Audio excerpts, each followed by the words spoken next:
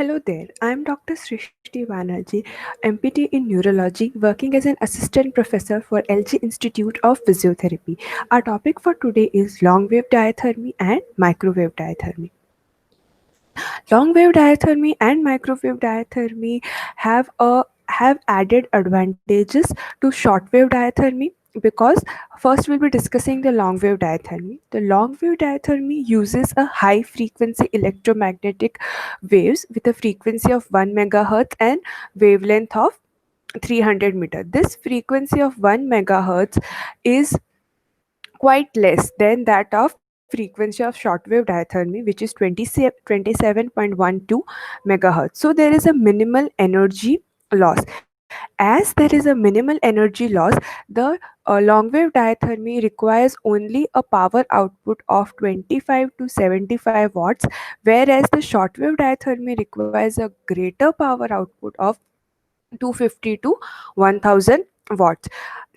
Another added advantage for long wave diathermy is as as its wavelength is 300 meter and the frequency is 1 megahertz, it do not interfere with the other electronic equipments. For example, we cannot give a shortwave diathermy with a patient who has a pacemaker, but for long wave diathermy, this they do not interfere with metal implants. Okay, so also there is a portability and affordability of equipment is good in long wave diathermy as compared to the short wave diathermy. This is the machine for shortwave diathermy, and see, this is the application electrode and this is the one which patient, this is the reference electrode. Just like the ultrasound, we need to put a conducting gel over the treatment area and move the head along the treatment area, and this is the reference electrode. For upper limb, the patient can hold this reference electrode. Long wave diathermy has a large variety of therapeutic effects. It is indicated in acute as well as chronic musculoskeletal conditions. One more advantage over the long wave diathermy is that long wave diathermy can be used in spallangitis. Spallangitis is the inflammation of the fallopian tube.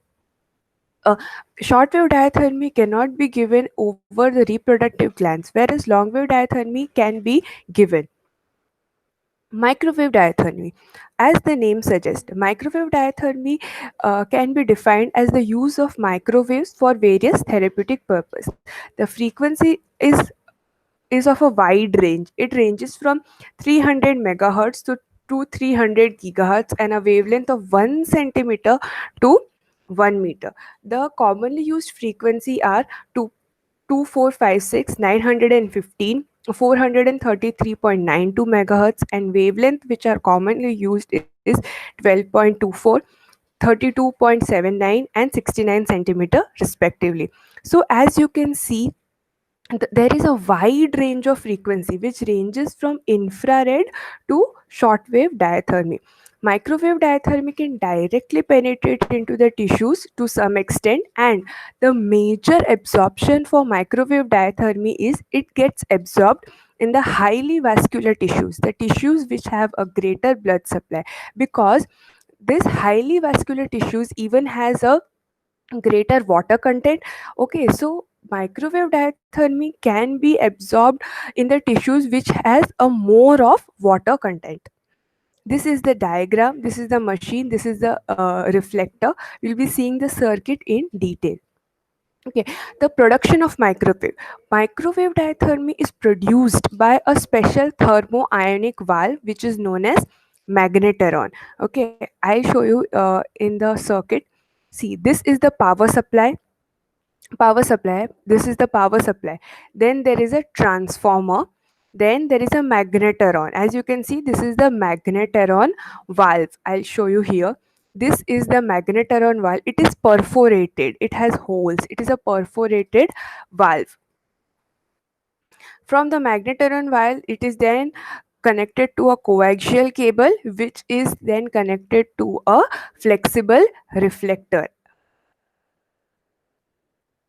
Now, uh, there are a variety of emitter and reflectors present. Okay, the uh, shape of the emitter is very much important. Okay, so I'll first show you the types of emitter. See, these are circular emitters and these are rectangular emitters.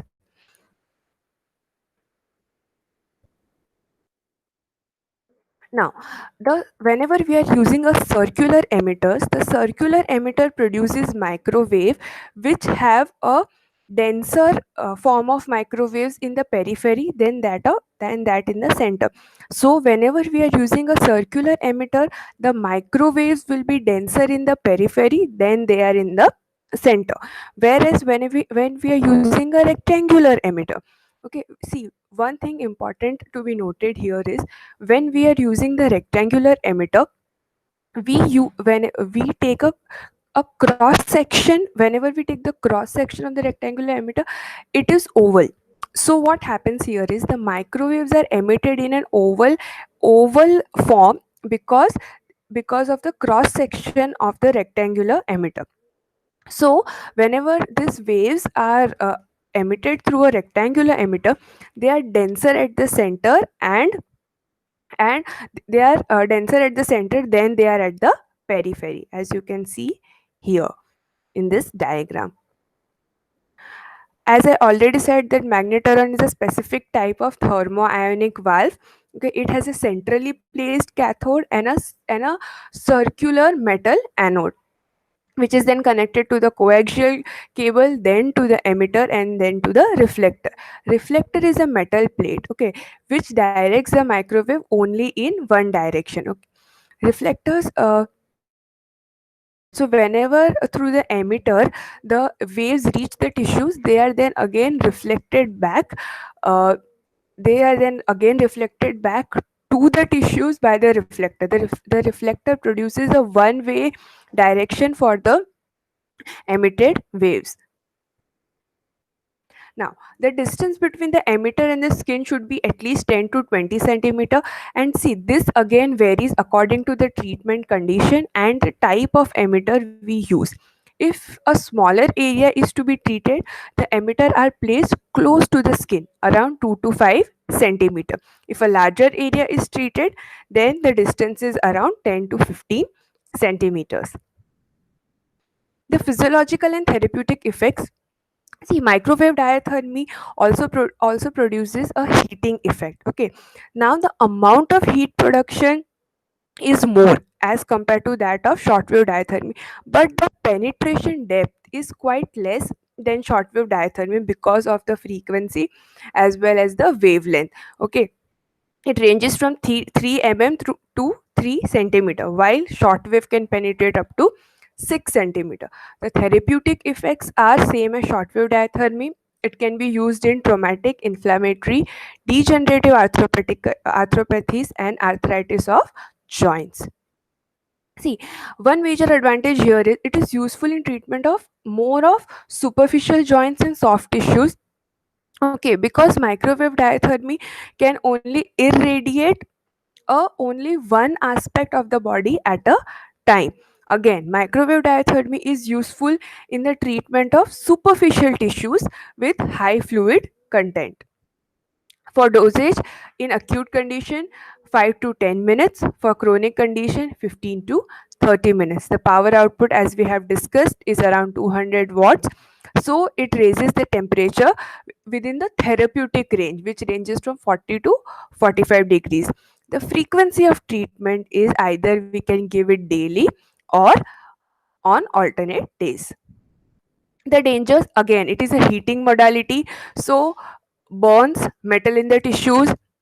See, microwave diathermy cannot be used in the metal with the metal implants. Okay, so again, with difficulty, they cannot be used with hearing aids or any other electrical devices such as cardiac pacemakers.